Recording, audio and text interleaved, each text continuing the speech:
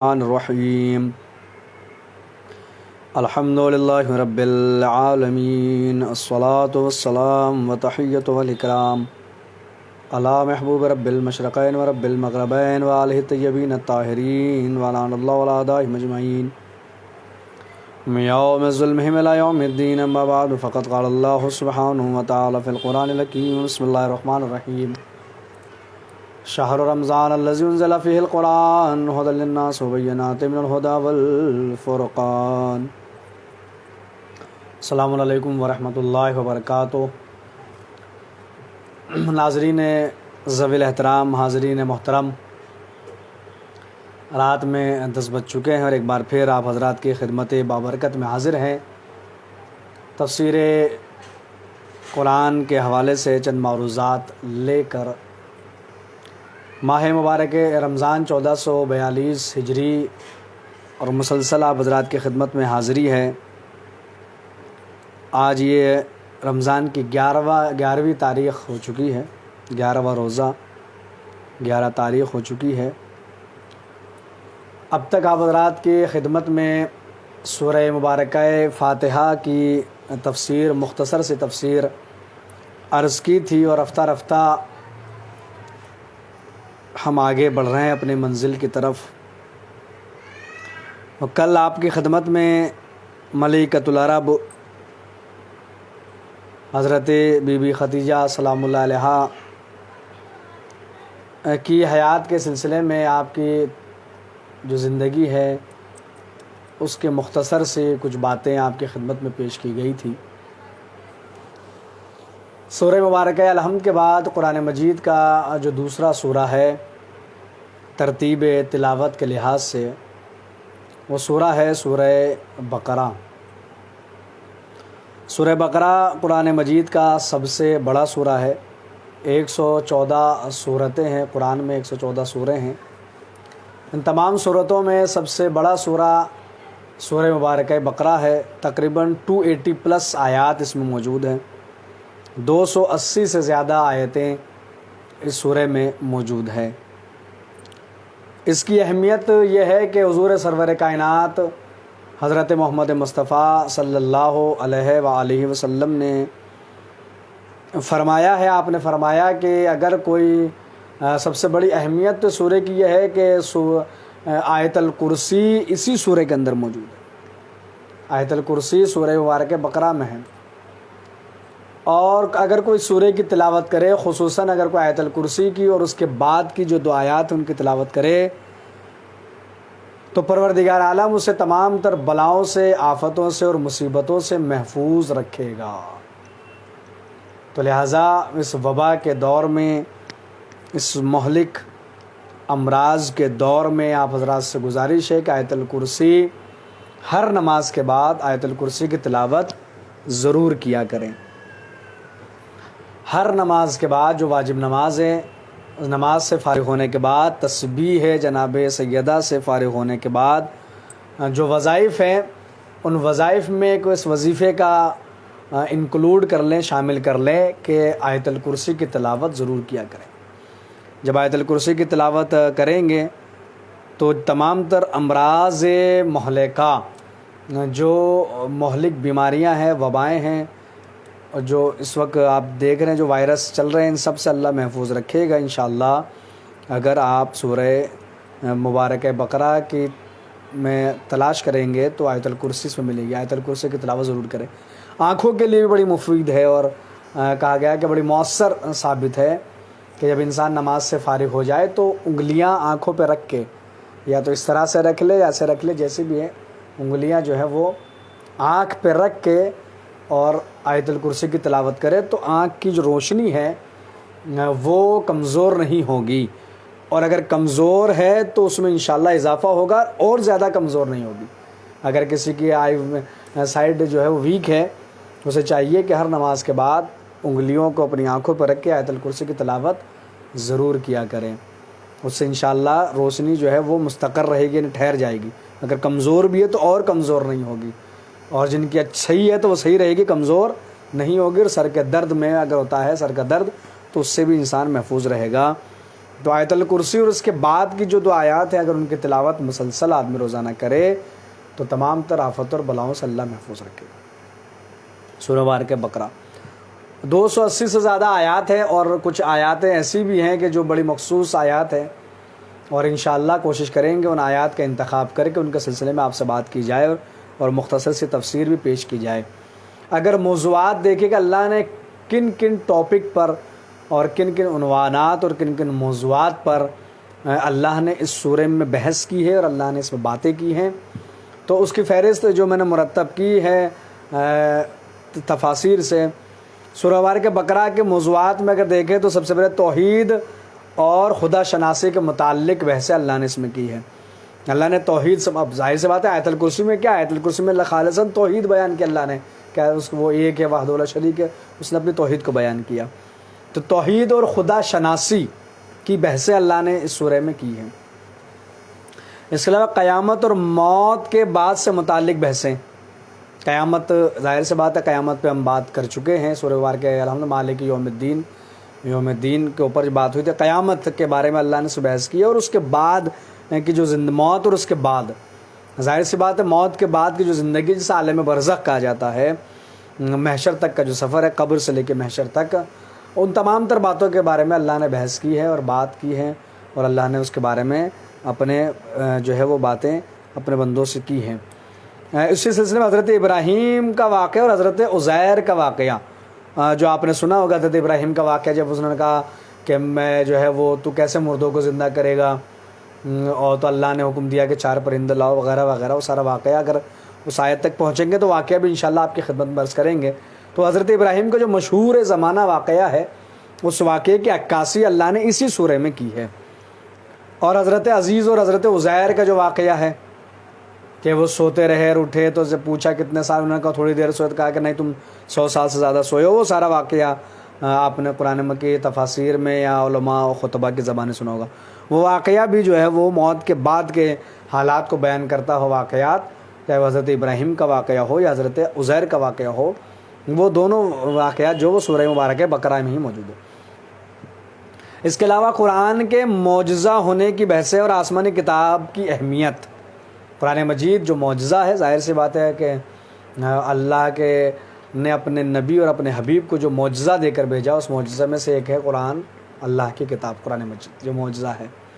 تو اس کے معجزہ ہونے کی بات کی ہے، قرآن جو معجزہ، اس کے معجزہ ہونے کی بحث، اور اللہ نے اس میں ڈیبیٹ یا آپ جو بھی کہہ لیں بحث کی ہے کہ یہ قرآن معجزہ ہے۔ اور جو آسمانی کتاب ہے اس کی اہمیت کیا، آسمانی کتاب کی اہمیت کیا ہے، اس کی اہمیت کو اجاگر کیا گیا ہے، اس کی اہمیت کو بیان کیا گیا ہے اسی سورہ مبارکہ بقرہ میں۔ اس کے علاوہ یہودیوں اور منافقین کے بارے میں مفصل اور طویل بحث، یہودیوں کے بارے میں بہت طویل مفصل بات کی اللہ نے سورہ بقرہ میں، اور منافقین کے بارے میں، اسلام اور قرآن کے بارے میں ان کے مخصوص اعتراضات اور اس سلسلے میں ان کی کارستانیاں اور رکاوٹیں، یعنی اللہ نے جب بیان کیا کہ قرآن آسمانی کتاب ہے، اللہ کی کتاب ہے، معجزہ ہے، اور اسلام اللہ کا دین ہے، تو یہودیوں نے پھر جو اسلام پہ اعتراضات کیے ہیں اور جو قرآن پہ اعتراضات کیے ہیں اور اسلام میں پھیلنے میں جو رکاوٹیں انہوں نے کی ہیں، جو کارستانیاں انہوں نے کی ہیں، وہ ساری کی ساری بحثیں اور وہ ساری کی ساری باتیں سورہ مبارکہ بقرہ میں موجود ہیں۔ پہلے قرآن نے اللہ نے بقرہ میں بتایا، سورہ بقرہ میں قرآن معجزہ ہے اور اللہ کا دین جو ہے وہ اسلام ہے، اسلام۔ اب یہودیوں نے جو اعتراضات کیے ہیں قرآن پہ، اسلام پہ، اور اسلام کے درمیان جو رکاوٹیں انہوں نے پیدا کی ہیں، جو کارستانیاں انہوں نے دکھائی یہودیوں نے، وہ ساری کی ساری بحثیں، وہ ساری کی ساری باتیں پروردگار نے سورہ بقرہ میں کی ہیں۔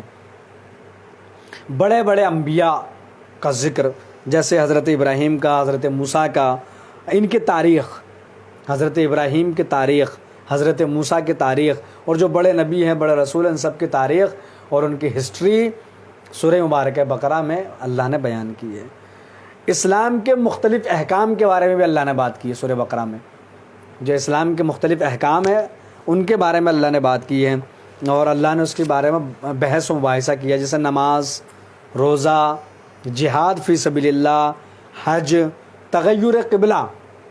آپ جانتے ہیں کہ قبلہ جو ہے پہلے بیت المقدس تھا، اس کے بعد خانہ کعبہ کی طرف جو ہے وہ رخ کیا گیا نماز کے لیے، تو وہ جو تغیر قبلہ ہوا، جو قبلہ بیت المقدس سے بدل کے خانہ کعبہ ہوا ہے، وہ تمام کے تمام بات تغیر قبلہ کے سلسلے میں وہ بھی اللہ نے سورہ بقرہ میں اس کے بارے میں بات کی ہے۔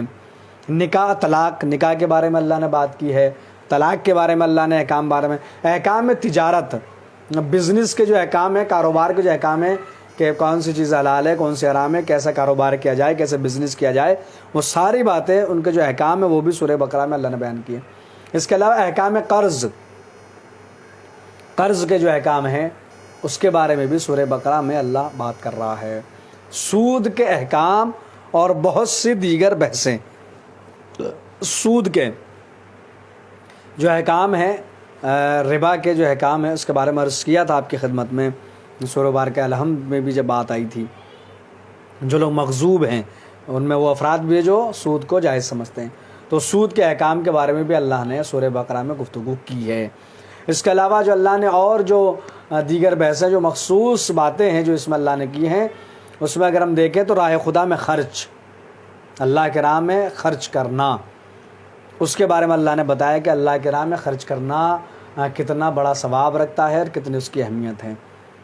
مسئلہ قصاص یعنی بدلہ کے جو احکامات ہیں، جو احکام ہے، بیان اللہ نے سورہ مبارکہ بقرہ میں کی۔ حرام گوشت کے بارے میں اللہ نے بتایا کہ وہ کون سا گوشت ہے کہ جو حلال ہے، کون سا گوشت ہے جو حرام ہے، اور حرام گوشت کے جو بارے میں اللہ نے اس میں بات کی ہے۔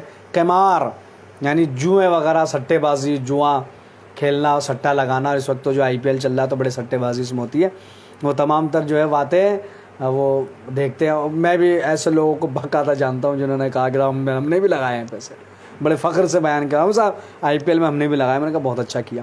تو وہ جوا اور سٹے بازی کے بارے میں اللہ نے اس میں بتایا کہ وہ جوا کھیلنا یا سٹے لگانا، میچ فکسنگ کرنا، اور وہ سب کے بارے میں سورہ بقرہ میں اللہ نے بات کی ہے۔ اس کو حرمت شراب کے بارے میں بات کی ہے کہ شراب کو کیوں حرام قرار دیا گیا، اور اس کے بارے میں اللہ نے بتایا کہ اگر شراب حرام ہے تو کیوں حرام ہے۔ تو حرمت شراب کا جو ذکر آیا ہے، اور جو قرآن مجید میں قرآن میں شراب کے حرام ہونے کا ذکر ہے، بالکل ذکر ہے حرمت شراب کا، اور وہ ہے سورہ مبارکہ بقرہ میں ذکر ہے۔ احکام میں وصیت کے احکام بھی اللہ نے اس میں بیان کیے، یعنی جب انسان مرنے والا ہوتا ہے، مرنے سے پہلے جو وصیتیں انسان کرتا ہے، اس کے بارے میں بھی اللہ نے بتایا ہے کہ وصیت کے جو احکام ہیں وہ اللہ نے سورہ بقرہ میں بیان کیے۔ اس کے علاوہ وجہ تسمیہ خود بتائیے قرآن نے کہ سورہ بقرہ کو سورہ بقرہ کیوں کہا جاتا ہے؟ اس لیے کہ بقرہ کے معنی ہوتا ہے گائے، COW کاؤ، بقرہ۔ تو اب جب ایک گائے کا سورہ، اس کا بقرہ کا مطلب گائے، تو اسے کیوں سورہ بقرہ کہا گیا ہے؟ تو وہ پورا تفصیلی واقعہ ہے۔ انشاءاللہ کل جب آپ زیادہ خدمت عرض ہوں گے تو شاید وہ واقعہ آپ کی خدمت میں پیش کروں کہ سورہ بقرہ کو بقرہ کیوں کہا جاتا ہے۔ جب بقرہ کے معنی تو گائے کے ہوتے ہیں۔ سورہ مبارک قرآن میں سورہ بقرہ بھی ہے، سورہ عنکبوت بھی ہے، سورہ فیل بھی ہے۔ بقرہ کے معنی گائے ہوتا ہے، عنکبوت کے معنی جو مکڑی کے ہوتے ہیں، اور فیل کے معنی ہاتھی کے ہوتے ہیں۔ یہ تمام تر سورہ قرآن کے اندر موجود ہے۔ تو سورہ بقرہ کو سورہ بقرہ کیوں کہا گیا ہے؟ تو وہ اس خود قرآن میں اللہ نے سورہ بقرہ میں ہی بتایا کہ سورہ بقرہ کو بقرہ کیوں کہا گیا۔ تو تمام تر موضوعات کی فہرست ہے کہ جو میں نے آپ حضرات کی خدمت میں پیش کی کہ ان باتوں پر اللہ نے اس میں بات کی۔ اور سب سے بڑی آیت قرآن کی سورہ بقرہ میں ہے، سب سے بڑا سورہ قرآن کا سورہ بقرہ ہے، جو ترتیب تلاوت کے لحاظ سے کلام الہی کا دوسرا سورہ ہے، اور اس میں اتنی ساری باتیں اللہ نے، اتنی ساری بحث قرآن میں کی ہے۔ ظاہر سی بات ہے کہ 280 سے زیادہ آیات ہیں، تو پورے ایک ہی سورہ کی تفسیر بیان نہیں ہو سکتی، چاہے جائے کہ پورے قرآن مجید کی تفسیر بیان کی جائے۔ تو سورہ بقرہ میں جو کچھ مخصوص آیات ہیں، جو جسے کہتے ہیں نا ہیڈنگ والی، ہیڈ لائنس والی، جو موٹی موٹی آیاتیں ہیں، اب ان کا انتخاب کر کے اس عشرے میں، چونکہ اب ایک عشرہ ختم ہو چکا رمضان کا، اب دوسرے عشرے کا آغاز ہو رہا ہے کہ آج 11 ہے، 11 سے 20 دوسرا عشرہ چلے گا۔ اس عشرے کے اندر ان آیات کے بارے میں بات کریں گے، اور ان کی مختصر سی اجمالاً تھوڑی سی تفسیر آپ کی خدمت میں پیش کریں گے۔ اس کے علاوہ ان 10 دنوں کے اندر حضرت مختار سے متعلق تاریخ بھی آئے گی، 14 رمضان حضرت امیر مختار کی شہادت کی تاریخ آئے گی۔ اس کے علاوہ دوسرے امام حسن مجتبیٰ کی ولادت کی تاریخ آئے گی۔ پھر 19، 20، 21 رمضان، یہ جو 3 تاریخیں آتی ہیں، یہ مولائے متقیان حضرت علی بن ابی طالب علیہ الصلوۃ والسلام آپ سے منسوب تاریخ آتی ہیں۔ تو ظاہر سی بات ہے کہ جب حضرت مختار کے متعلق تاریخ آئے گی، تھوڑا سا انہی کے بارے میں بیان کرنے کی کوشش کریں گے۔ امام حسن کی ولادت کی تاریخ آئے گی تو امام حسن ہی کے بارے میں آپ کی خدمت میں کچھ معروضات پیش کریں گے۔ 19، 20، 21 جب تاریخیں آ جائیں گے تو اس میں مولائے کائنات کے ہی سلسلے میں بات کریں گے۔ آپ ہی کی ظاہری خلافت کے بارے میں بات کی جائے گی کہ وہ جو ظاہری خلافت آپ کی کوفے میں تھی کس طرح سے وہاں اپنے خلافت قائم کی۔ تو بہرحال یہ سورہ مبارکہ بقرہ ہے جس کے موضوعات، جس کے ٹاپکس میں نے، جس کے عنوانات میں نے آپ کی خدمت میں پیش کیے۔ آیت الکرسی اسی سورہ میں ہے اور اس کا پڑھنا فراموش نہ کریں۔ آیت الکرسی کو برابر ہر نماز کے بعد معمول بنا لیں، اپنا وظیفہ بنا لیں کہ ہر نماز کے بعد آیت الکرسی کی تلاوت ضرور کریں گے۔ جب آیت الکرسی تلاوت کریں گے تو پھر انشاءاللہ امراض سے محفوظ رہیں گے۔ آنکھوں کے مرض سے، روشنی یا جو بھی آنکھ آ جانا جو مرض ہے ان سے بھی انشاءاللہ اللہ حفاظت فرمائے گا۔ تو آپ حضرات سے التماس ہے، گزارش ہے، آپ حضرات سے اپیل ہے یہی کہ اپنی صحت کا خیال رکھیں، اپنا خیال رکھیں، محفوظ رہیں، اپنی حفاظت کریں، اپنے گھر والوں کی حفاظت کریں، عبادات میں مصروف رہیں، پروردگار سے دعا کریں کہ پروردگار اس وبا کو نیست و نابود فرمائیں اور تمام انسانیت کی، پوری انسانیت کی اس وبا سے حفاظت فرمائے۔ جو مبتلا ہے انہیں شفا کامل و عاجل عطا فرمائے۔ تو کل انشاءاللہ پھر آپ حضرات کی خدمت میں چند معروضات لے کر حاضر ہوں گے۔ جب تک کے لیے اپنا خیال رکھیے اور دعاؤں میں ضرور یاد رکھیں۔ وآخر دعوانا ان الحمد للہ رب العالمین۔ فقط والسلام ورحمۃ اللہ۔ خدا حافظ۔